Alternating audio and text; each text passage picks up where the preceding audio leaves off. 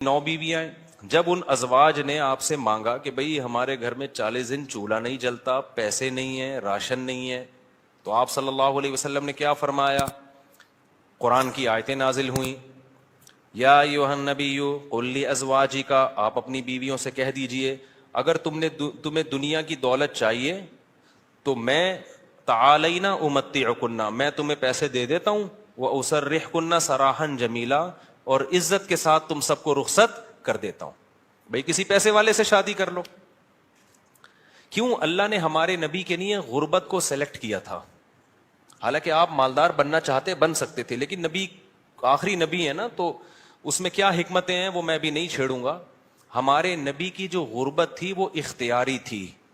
اختیاری کا مطلب آپ نے خود اپنے آپ کو مسکین رکھا ہوا تھا، یہ نہیں کہ آپ کے پاس پیسہ نہیں تھا، پیسہ آتا تھا سارا صدقہ کر دیتے تھے۔ صبح آیا شام تک نہیں بچا، شام کو آیا صبح تک نہیں بچا، لیکن مجھے اور آپ کو اس طرح کرنے کی شریعت میں اجازت نہیں ہے کہ آج سے پتہ چلے آپ نے سارے بینک خالی کیے، سارا سونا وونا گھر کے پلاٹ کی فائلیں والے بیچ باچ کے تمبو لگا کے روڈ پہ آ کے بیٹھ گئے اور بیگم سے کہہ رہے ہو رہنا ہے اسی طرح رہو تمبو میں ورنہ نکلو۔ یہ آپ کو اجازت نہیں ہے۔ کیوں نہیں ہے؟ یہ ٹاپک نہیں ہے میرا، کیونکہ میں نے اگر اس ٹاپک پہ چلا گیا تو یہ جو ٹاپک آج لے کے چل رہا ہے وہ چینج ہو جائے گا۔ بس ابھی فی الحال یقین کر لیں کہ مولوی صاحب اگر کہہ رہے ہیں تو علم کی بنیاد پہ کہہ رہے ہوں گے۔ تو یہ نبی کے لیے اللہ نے اس طرز زندگی کو سلیکٹ کیا ہے، میرے اور آپ کے لیے یہ نہیں ہے۔ ہمارے اور آپ کے لیے یہ کہ تمیز سے اچھے بچوں کی طرح کماؤ، کچھ جمع بھی کرو، خرچ بھی کرو، گھر والوں پہ ہاتھ بھی کھلا رکھو، اچھے بچوں کی طرح اس طرح سے زندگی گزارو، فنٹر بننے کی کوشش فرض واجب نماز روزہ یہ پورے کرو بس۔ لیکن نبی کا معیار اونچا تھا، تو نبی صلی اللہ علیہ وسلم نے فرمایا تعالینا امتعکن واسرحکن سراحا جمیلا، میں تمہیں رخصت کر دیتا ہوں، کسی مالداروں سے شادی کر لو۔ اس زمانے میں طلاق یافتہ بیوہ کی شادی ہونا کوئی مسئلہ نہیں تھا، ایک سے ایک رشتہ مل جاتا تھا۔ یہ تو ہمارے زمانے میں نحوست ہے کہ نہیں ہوتی شادیاں۔ اور اگر تم اسی طرح رہنا چاہتی ہو تو اسی طرح غربت میں میرے ساتھ گزارا کرنا پڑے گا۔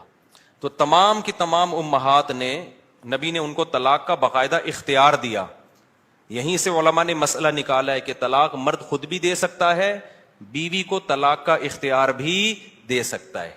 اگر مرد اپنی بیوی سے کہہ دے کہ میں نے تجھے طلاق کا اختیار دیا تو یہ اختیار عورت کے پاس بھی آ جاتا ہے، پھر وہ اپنے اوپر طلاق واقع کر سکتی ہے۔ اس سے بھی پتہ چلتا ہے کہ عدالتی خلا جو آج کل چل رہا ہے اس میں اسلام میں اس کی کوئی حیثیت نہیں ہے، کیونکہ مرد جب بیوی کو رائٹ دے گا تو ہوگا، کورٹ کے دینے سے نہیں ہوتا۔ جج صرف اپنی بیوی کو طلاق دے سکتا ہے، دوسروں کی بیویوں کو جج طلاق نہیں دے سکتا۔ یہ بار بار بیان کرتا رہا ہوں میں، کیونکہ دنیا کا نظام چینج ہو رہا ہے، ہر جگہ ایسا ہی ہو رہا ہے، یہ جو آج کل سسٹم چینج ہو گیا نا۔ تو اب کیا ہے، اللہ یہ کہ چند صورتوں میں جج بھی دے سکتا ہے، وہ الگ ٹاپک ہے۔ تو نبی صلی اللہ علیہ وسلم نے طلاق کا باقاعدہ اختیار دے دیا، یہ نہیں کہا کہ تم چاہتی ہو تو میں تمہیں طلاق دے دیتا ہوں، نہ، باقاعدہ رائٹ دے دیا کہ اپنے اوپر واقع کر لو۔ حضرت عائشہ رضی اللہ تعالی عنہا کا جب نمبر آیا، اچھا عورت اگر اسی مجلس میں وہ اختیار واپس کر دے تو ختم ہو گیا اختیار۔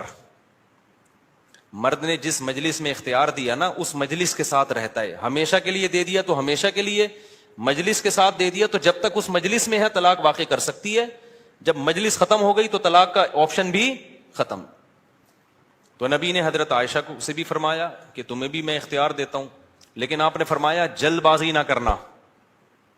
کیا مطلب؟ جلدی میں یہ نہیں کہہ دینا کہ بھئی مجھے نبی قبول ہیں، ایسا نہ ہو، کم عمر تھی نا حضرت عائشہ، ایسا نہ ہو جلد بازی میں فیصلہ کرو پھر دوبارہ کل فاقے پڑیں، پھر بولو بھائی کہ یہ میں نے فیصلہ کیا تھا، غلط کر دیا تھا۔ اس لیے آپ نے فرمایا اپنے گھر میں پہلے مشورہ کر لو، حضرت عائشہ سے فرمایا اپنے گھر میں جا کے مشورہ کر لو، مشورے کے بعد سوچ سمجھ کے ایک رائے قائم کرو کہ اسی فقر و فاقہ میں 40 دن چولہا نہیں جلے گا، اسی میں گزارا کرنا ہے یا مجھ سے طلاق لے کے کہیں اور شادی کرنی ہے، جلدی میں فیصلہ نہ کرو۔ حضرت عائشہ کو اتنا غصہ آیا نا نبی کے اس بات پر، فرمایا افی کا اشاور، آپ کے بارے میں مشورہ کروں گی میں؟ یعنی پیغمبر کے بارے میں اپنے ابا اماں سے جا کے مشورہ کروں گی کہ رہنا کہ نہیں رہنا؟ مطلب کوئی مشورہ نہیں کرنا، رہنا ہے۔ یہ جو غیر مسلم طنز کرتے ہیں نا کہ پیغمبر نے شادی کی اتنی کم عمر میں، اتنی بڑی عمر میں ایک نو عمر لڑکی سے، تو اس نو عمر لڑکی کو طلاق کا اختیار دیا جا رہا ہے، اور وہ کہہ رہی ہے کہ آپ کے بارے میں نے کسی سے مشورہ نہیں کرنا. یہ سوال ہی غلط ہے. افی کا اشاور، یہ کیسے ہو سکتا ہے؟ آپ جیسا شوہر مجھے کہاں ملے گا؟ کوئی مشورہ نہیں، آپ کے ساتھ ہی رہنا ہے. تو یہ غیر مسلم جو اعتراض کرتے ہیں نا نبی پر، یہ مدعی سست اور گواہ چست. جس کے حق کی بات کر رہے ہیں حضرت عائشہ کی کہ معاذ اللہ ان کے ساتھ ظلم ہو گیا کہ کم عمر میں اتنی بڑی عمر سے شادی کرا دی ان کی.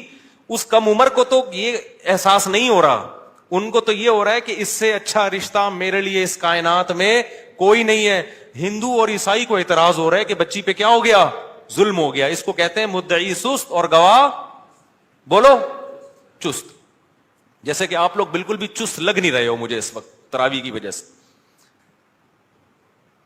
تو یہ خود ہمارے پیغمبر کی ایک بہترین سیرت ہے کہ اتنی عمر میں ہو کے ایک کم عمر سے، نو عمر سے نکاح کیا، اور کھلانے پلانے کو بھی کچھ نہیں ہے، اور 8 سوکنے بھی ہیں، پھر بھی وہ کہہ رہی ہیں کہ آپ کے بارے میں مشورہ بھی نہیں کرنا میں نے. حالانکہ اب تو زندگی گزار چکی تھی نبی کے ساتھ. اگر وہ شروع میں فیصلہ معاذ اللہ غلط ہو گیا تھا شادی کا، تو اب تو ٹائم گزر چکا تھا نا. اب تو آپ کے پاس آپشن تھا، بھائی میں نہیں رہتی. وہ کہہ رہی ہیں آپ کے بارے میں نے مشورہ بھی نہیں کرنا، اور یہ ناممکن ہے. یہ کیسی بات آپ کر رہے ہیں؟ میں آپ کے بارے میں کیسے مشورہ کر سکتی ہوں؟